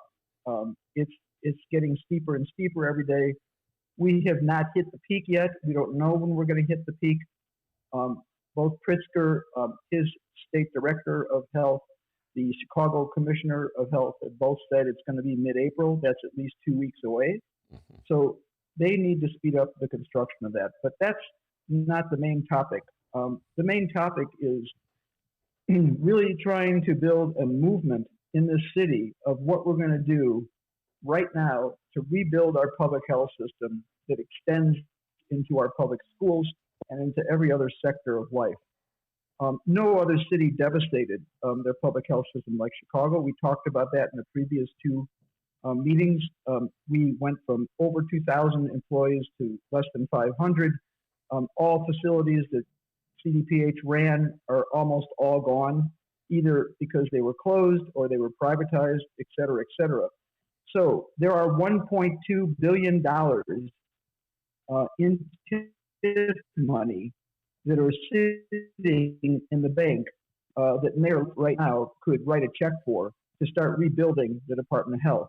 And one of the issues, of course, that we're all behind, and this is a great moment for this issue, and you have been behind this, and I really want to thank you, is Medicare for All. And I think this is the time that Medicare for All needs to come to the forefront. However, this particular effort to build a mass movement around abolishing all TIFs and immediately putting that money into public health, education, and other public services is not primarily about Medicare for All. In other words, if we had had Medicare for All 3 months ago, and we had had all the tests in the world 3 months ago, this would have still been a pandemic, and we still would have had hundreds and thousands of cases just in Chicago and Illinois, because the public health infrastructure out in the community, which existed until about 20 to 30 years ago, has almost completely been destroyed. Chicago started in 1889 with 25 nursing stations that was initiated by Jane Addams and Hull House to develop the Visiting Nurse Association. None of those places exist. So what this is about is to really say, suddenly, within hours, Mayor Lightfoot magically found $300 million at the end of the teachers' strike from the TIF money to settle the teachers' strike. We're telling her, get the rest of the $1.2 billion. Reverse all TIFs to developments like Lincoln Yards and 78. So this Saturday, the Civic Lab, which has been working on this issue for a decade, is the leading organization in the United States because TIFs exist all over the United States. Unfortunately, we have the worst and biggest TIFs in Chicago. They are going to be doing a workshop open to all Saturday, April 4th, 3 to 5 p.m. And this is the Begin Developer movement, neighborhood by neighborhood, ward by ward. Me Beat, the community organization, which I'm part of, is also a co-sponsor, and we'd love to have your show broadcast this live. Well, I don't know if we'll be able to do that on Saturday. As I told you, Saturday is a difficult day for me on many levels. But you are embracing an issue that is dear to my heart, the TIF program, tax increment financing. And until I talked to you before the show today, Howard, I didn't know you were going to raise it. I've been writing about TIFs since the 80s. Just recently, I was going through my old files because the Reader's going to put out a special issue of their greatest hits. So I've been reviewing old articles I wrote, which is how I came upon the one of you from 1993, a long time ago. And when I did a story about pollution in your neck of the woods. But the TIF, essentially, the TIF is a surcharge that the city of Chicago effectively puts on the property taxes that people pay, and the money gets siphoned into bank accounts largely controlled by the mayor. And more often than not, they're dedicated for economic development programs, and I have economic development in quotes, Howard. And often is the case, in my humble opinion, they're underwriting projects that don't need the money to begin with. They're underwriting projects that are accelerating the trend toward gentrification. So they're making people who don't really need the money even wealthier than they already are. And that money could be used for more important things that people need, like, I don't know, nurses in schools, to give the example that you gave. So I welcome any effort by anybody to take a look at how much money is stocked away in the bank accounts, and then to use that money for worthwhile endeavors that would help the citizens of Chicago. That's what the money is, property tax dollars that everybody pays for. So if this moment of crisis, this health crisis, can force the city of Chicago to use the money that people have been contributing without even realizing that they're contributing it, Howard. Most people don't know that they're paying a TIF tax because it's not on their tax bill. If this moment is what it takes to get the city to finally use this money to pay for some obligations that have to be made that'll benefit most people, I welcome it. So I guess Tom Tresser is leading the charge in that one. And so I welcome him for taking this initiative. Yeah, Jonathan Peck is the president of Civic Lab, and Tom Tresser, of course, is his sidekick.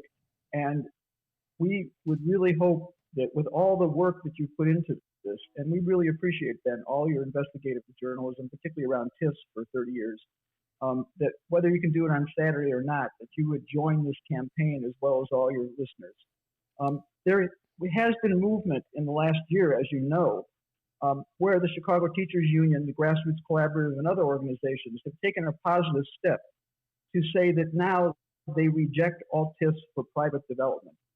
That is very positive, but that's not enough, because we don't want TIFs going to nonprofits either.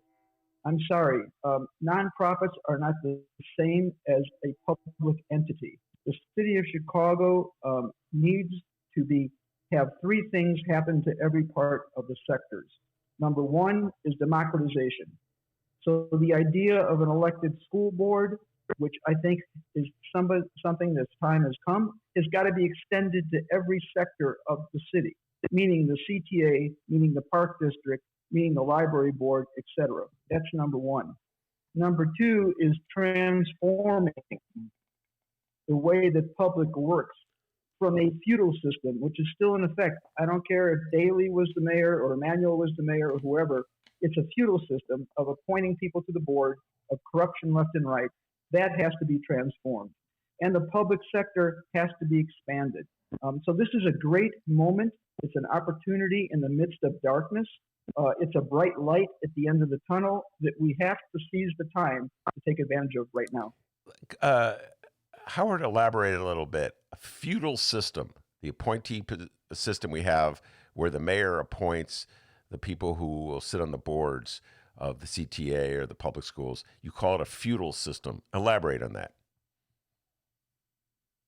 Well, it's a feudal system. It's not democratic, meaning there's no ability for the most part, except when we have sit-ins, when we have demonstrations, go on strikes or whatever, for us to have any democratic rights in a modern society over that system. I mean, I think all listeners here know that we're the only big city in the United States that doesn't have an elected school board. And I want to be really clear. I don't think an elected school board by itself, even if it has 25 members, is going to make as much of a difference as some people think, but it should happen and it will help. So we have to directly elect people to the board. That's not the only thing we have to do. The same thing with the CTA. How many people who sit on the CTA board, and you and I have probably been to dozens and dozens and dozens of meetings over the last 3 or 4 decades, ever take a bus or train? The same thing, with the park district. I'm sorry, those people in the Park District don't go into a field house on the south side or west side and try to find a program that doesn't exist. So this is one small step towards democracy and basically removing the king or queen, who is the mayor of Chicago, from appointing their buddies. I mean, we haven't even talked about the building commission, and the public commissions. And the mayor controls all of that. All planning is done, through the public building commission. Every person there that determines the future of every building in Chicago is appointed by the mayor. I'll give you one example. Chicago ranks 59 out of all cities in solar. Almost no building in the city that's a public building has any solar. In fact, I don't know of any. I may be forgetting one or two. Why is that? It may have something to do with Rahm Emanuel being the lead lawyer in the year 2000 of Commonwealth Edison becoming Exelon, okay? And he had a long-term, lifetime relationship with Exelon and Commonwealth Edison, and therefore none of the buildings, including the green buildings, including all the LEED buildings that were built by the city, have any solar on them. That's just one example that affects, our lives now and in the future. I'm not sure Rahm was the lead lawyer. Rahm's not even a lawyer, but your point's well taken. All right, let's. He was not the lead lawyer. He was the lead. He was the lead in basically facilitating. That's the best word to use.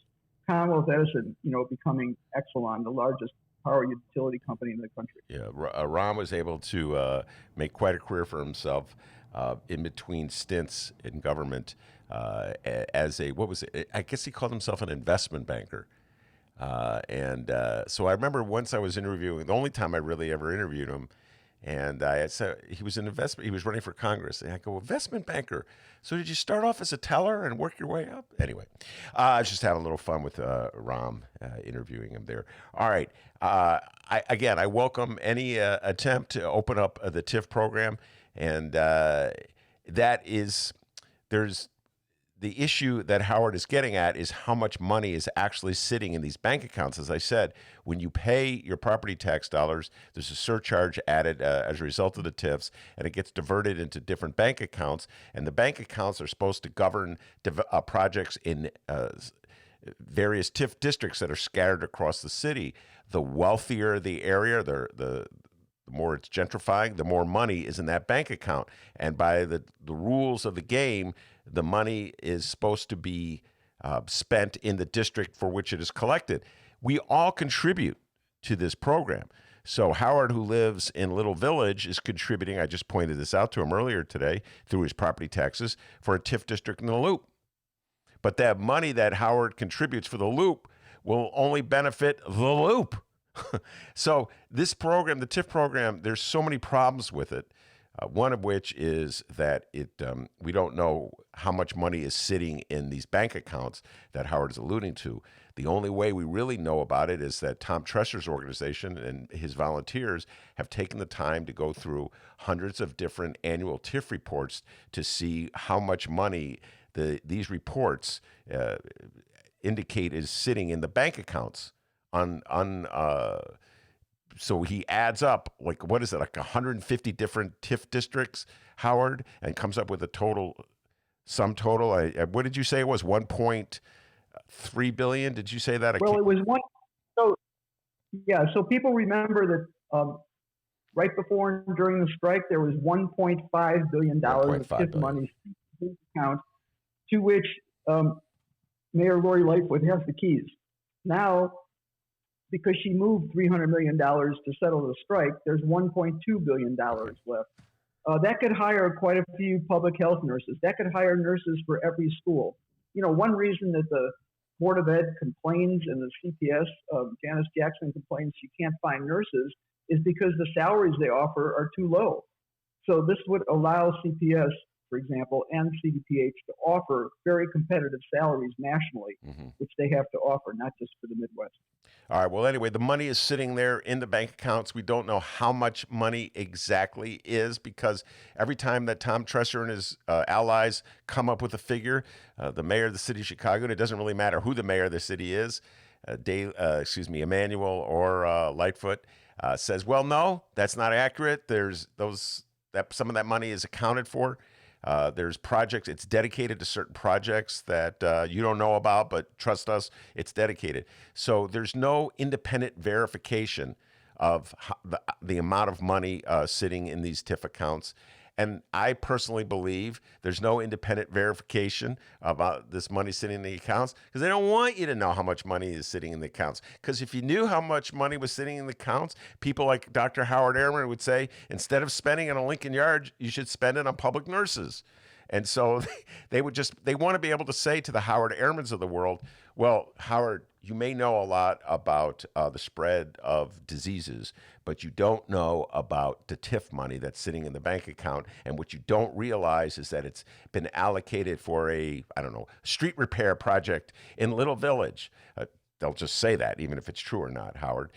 And so what I've been calling for years is an independent accounting of how much money is in the TIF. So why should we just have to believe what the mayor tells us? And you may like this particular mayor. You may really like Laurie Lightfoot, but even if you love Laurie Lightfoot, there's no guarantee that she'll be mayor forever. You may not like the next mayor as much as you like Laurie Lightfoot. So I believe that there should be an independent verification to see who is telling the truth, Tom Tresser or the mayor's planning aides. So that's what you're getting at, Howard Ehrman, and I welcome any attempt to shed more light on this. And yeah, it's funny. Rahm Emanuel talks about using crises to advantage. He's usually talking about using crises to get money to developers. I think this is a good opportunity to use this particular crisis to see what resources we have available for the public good.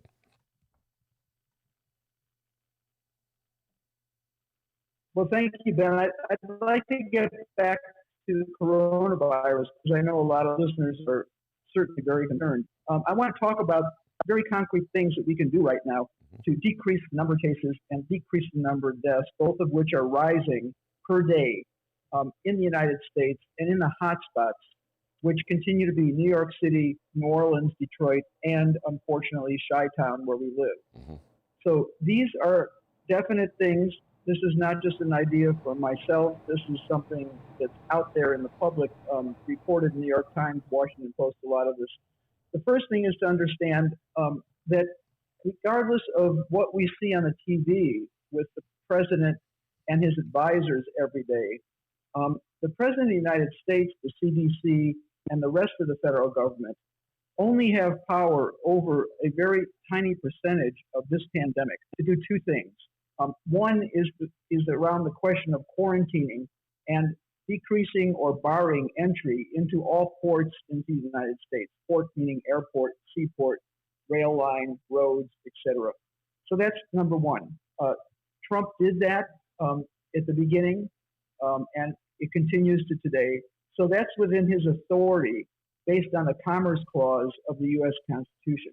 Remembering that there was a great compromise with the founding fathers, all of whom were white, all of whom were male, and most of whom were slave owners. So they did that compromise of giving tremendous power to the states in order to preserve slavery, the basis of which, of course, was a slave feudal system to funnel cotton and other things to the north. So what does that mean today? The second thing that Trump threatened to do a few days ago, and actually is within his constitutional right, there's no doubt about this, is that if he felt that, not he, because he doesn't know anything about this, but if his advisors said you really should stop people going over state lines from New York to Connecticut or New York to New Jersey or wherever, because that's the constitutionality of the United States, put federal troops on the border of any two adjoining states. That's definitely within his authority, despite what you might have read in the newspaper, in a few articles in the newspaper. Whether he does that or not, I don't know if he is, but I think certainly if this continues to spiral out of control, it's quite possible that he would. And even though, of course, none of us like Trump, he may, be doing something that would help. But what I want to talk about is the fact that since the beginning of the Constitution, guaranteed in the Constitution of the United States and in the Constitution of every state, that all the other power remains within the authority of the state, in our case, the state of Illinois, the city of Chicago, and actually within the health departments themselves. These things were developed in the 19th century into what are called emergency police powers around different epidemics, the cholera epidemic, the typhoid epidemics that killed thousands and thousands, the 1918 flu epidemic, and the latest example really of a mass epidemic was the polio epidemic, which didn't end until the late 60s, 70s. Now, what does that mean? An example that we've talked about quite a bit with reporters today is in the 1950s, and I was personally involved in this, the commissioner of the Department of Health in Chicago ordered by law and enforced that every private hospital open up a polio ward. My father was a UAW worker at Fort Torrance. They went on strike. We lost our insurance. I got polio, and I was put on one of those wards. So there's tremendous power that most people don't know about. I'm not sure the commissioner knows about it, but basically that has to be enforced now. And what does that mean? Well, what it means is that, number one, the guidance that you hear the president and his advisors talk about from the CDC is just that. It's guidance. It's not legal. It's not enforceable by law. The Department of Health of Illinois and Chicago either accept or reject that.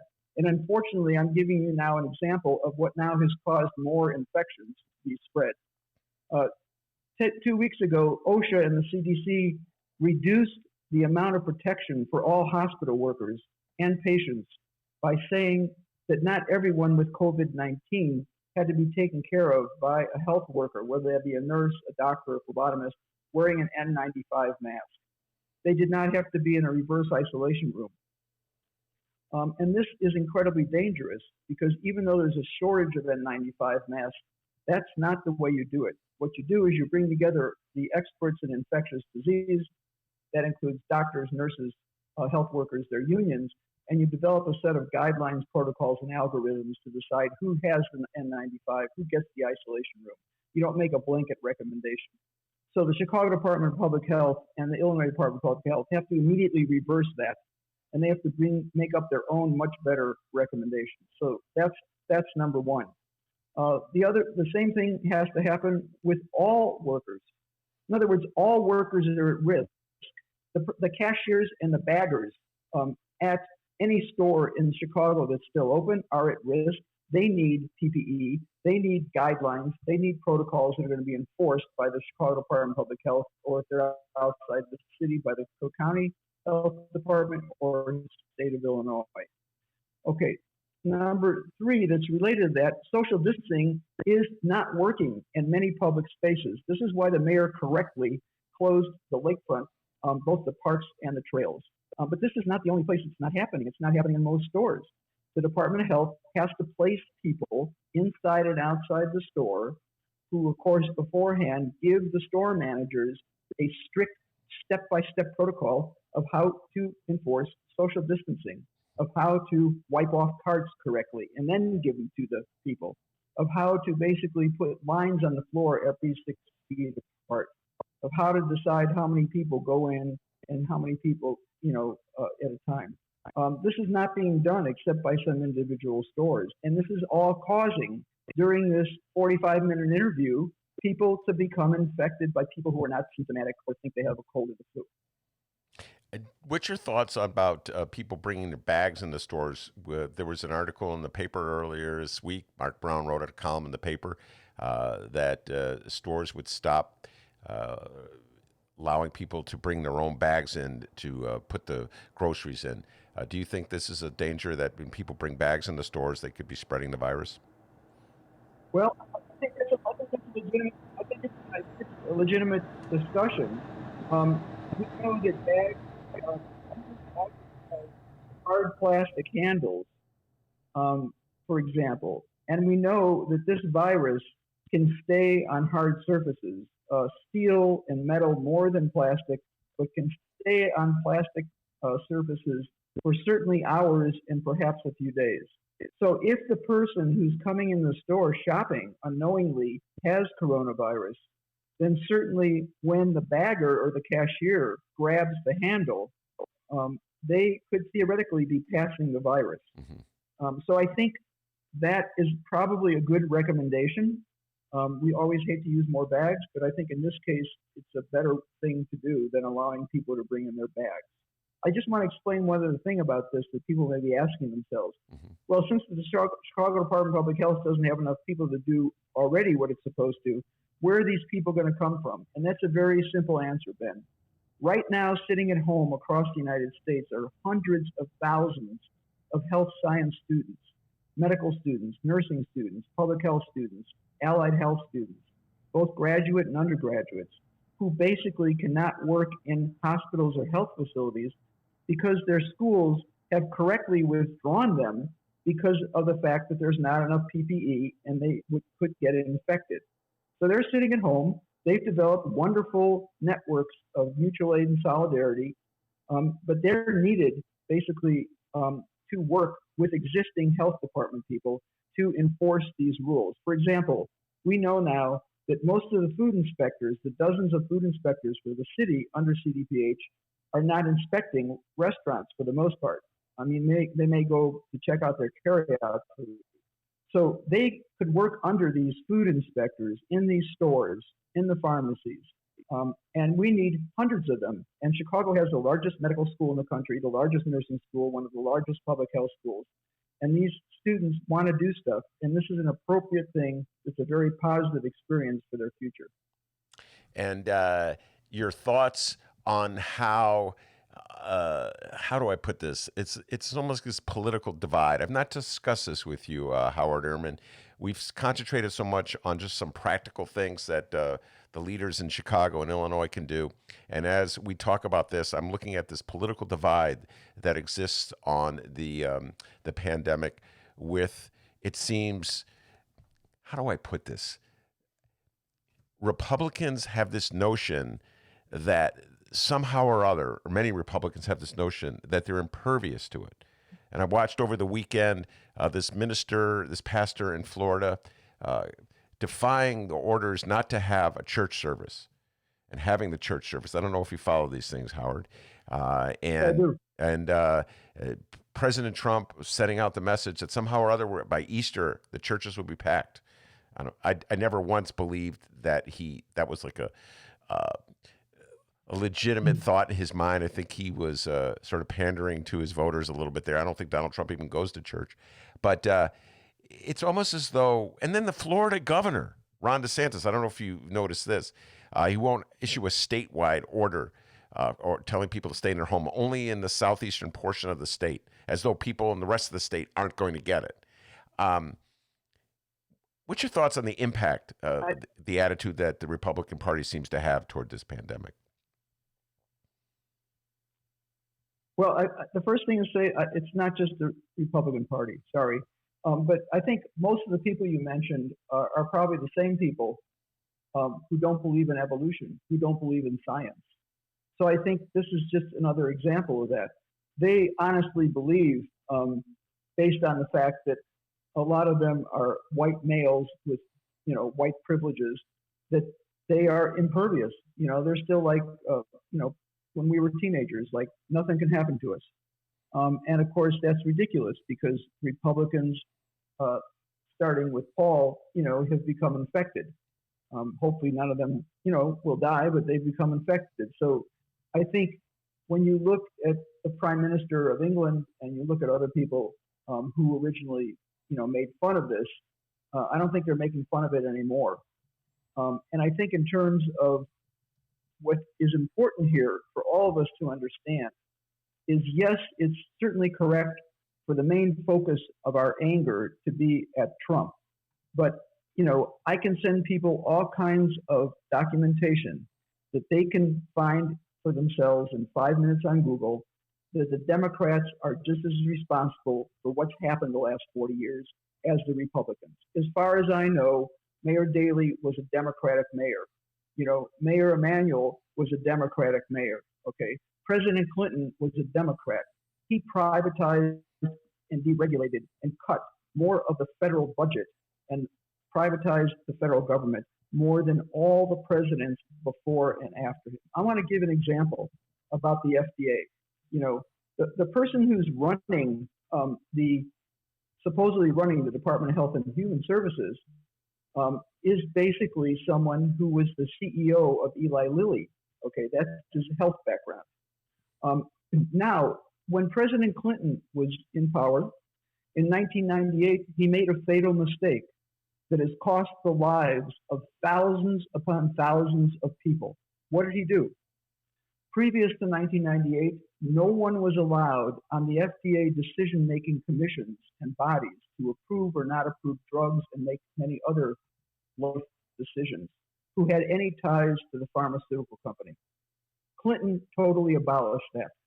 Immediately within 1 month, the vast majority, we're talking about hundreds of scientists now, the vast majority of scientists left the FDA, of senior scientists. Okay. And in the last 22 years, what we've evolved in very quickly for over 2 decades, guess who approves the drugs now? The drug companies. The drug company studies, so it's sort of like the fox guarding the chicken hen. The drug company's studies are sent to the FDA board. Any FDA member on that board, and now the majority do, have direct ties to pharmaceutical companies, meaning they've gotten money for their research, money for their publications. And they look over the studies that come from all these companies, and then they approve the drugs. And they approve the drugs without sometimes really legitimate human studies. And then what happens, and this has happened dozens of times since 1998, is people start dying or getting very sick, and then they withdraw temporarily or permanently the drug. So that was President William Jefferson Clinton. That was not a Republican. Okay, President Obama, okay, completely mishandled the Ebola epidemic, and we were very lucky. Not just Ebola, but H1N1 swine flu. Both of those were complete disasters. We were incredibly lucky that Ebola did not come more to the United States than it did.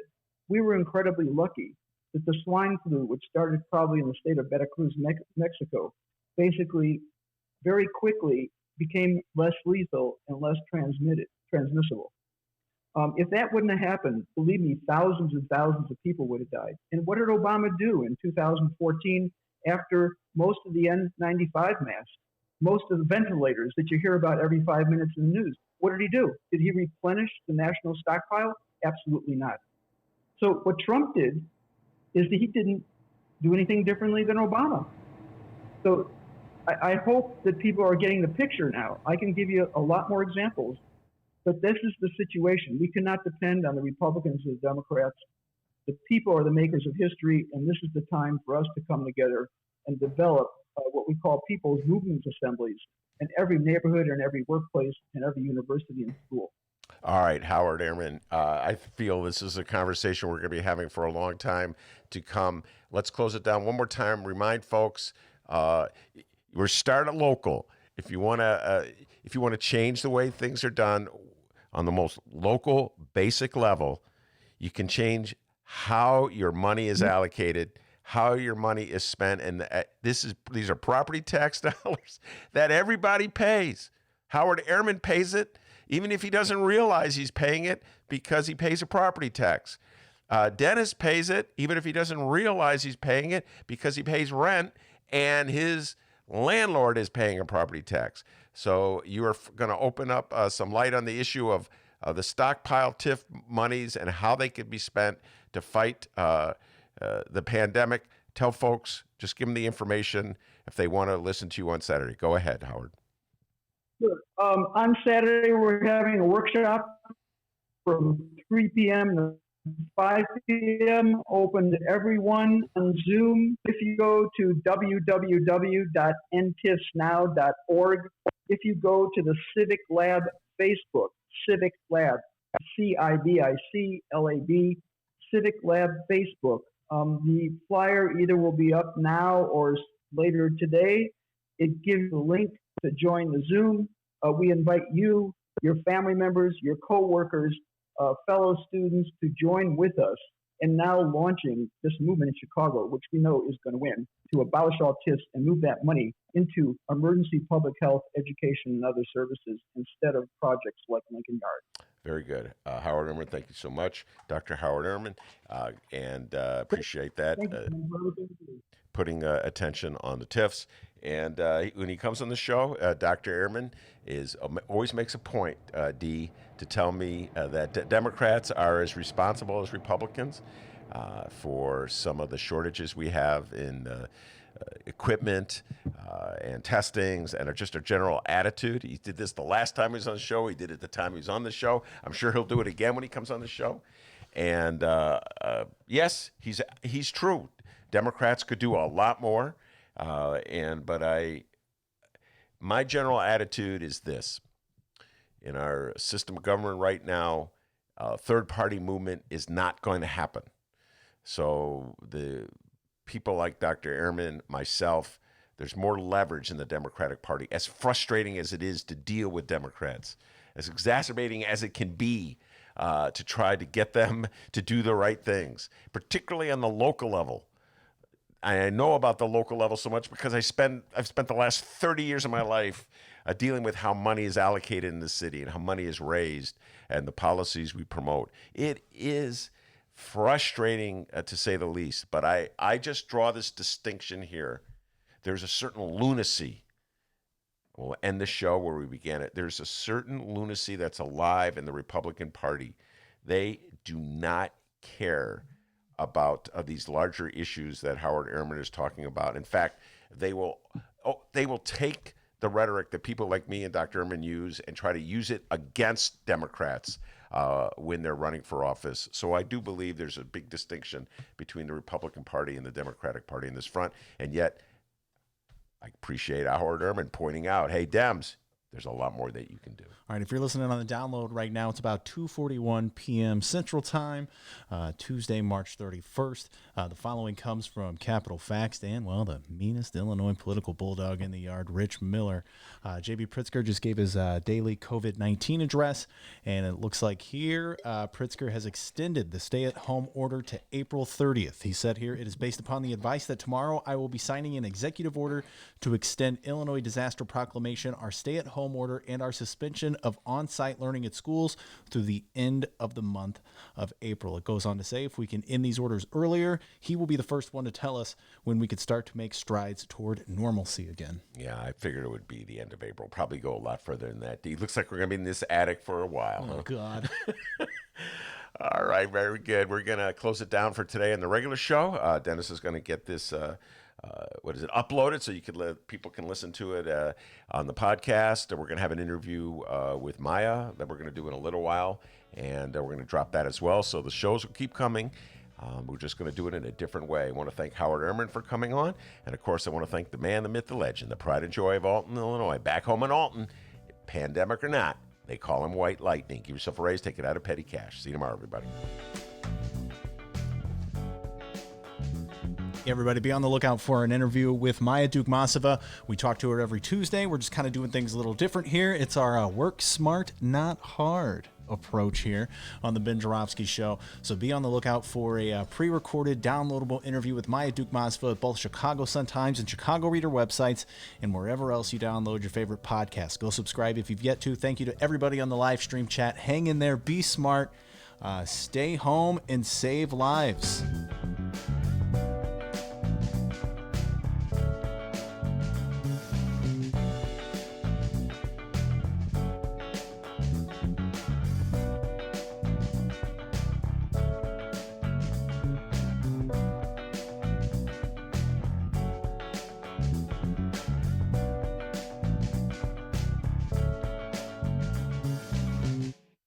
That's correct.